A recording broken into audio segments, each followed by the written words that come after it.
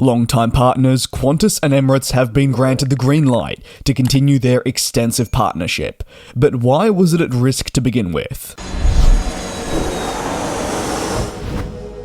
The Australian Competition and Consumer Commission, or just more simply ACCC, has been reviewing the partnership and in the past day granted the authorisation of passenger and cargo flights to see coordination for another 5 years. As a result, the deal between Australian flag carrier Qantas and Emirates will run until 2028 at the earliest. Qantas and Emirates' deal was first signed actually in 2013. You may recall that iconic flyover that included A380s from both carriers over the Sydney Harbour, and since it's been a pretty fundamental part of travellers' options arriving and also departing from Australia. However, there has been a lot of scrutiny from the ACCC on ensuring that the industry remains a fair landscape for competition, covering routes from Australia to regions such as New Zealand, North America, the Middle East, and Europe. The continued cooperation was deemed to really benefit travellers thanks to the added connectivity, which was one of the major points as to why it got approved, or reapproved should I say, in the first place.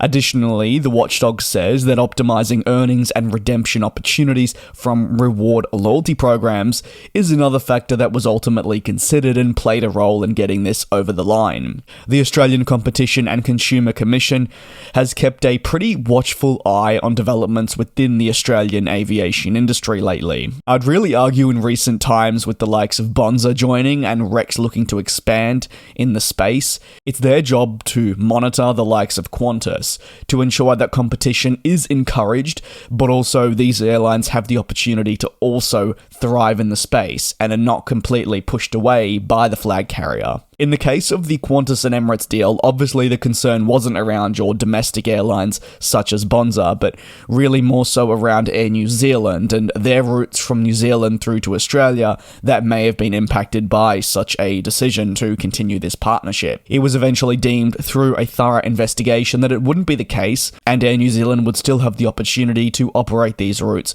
to a satisfactory standard. The first 5 years of the partnership I mentioned that began in 2013 did end in 2018 before another grant was provided to extend it through to 2023. Technically, it actually expired in March of 2023. However, the ACCC allowed the pair to continue their coordination while they reviewed the application, which has now been, of course, approved.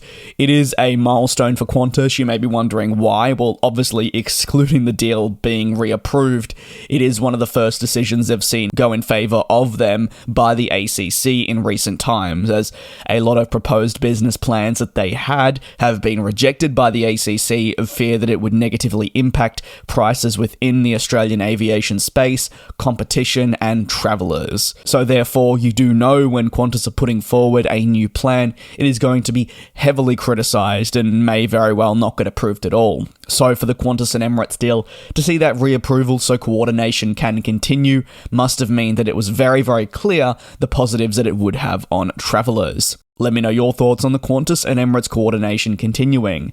Does this benefit you, or are you just generally excited to see it continue? Thanks a lot for watching. I appreciate the support. Take care, and I'll see you next time.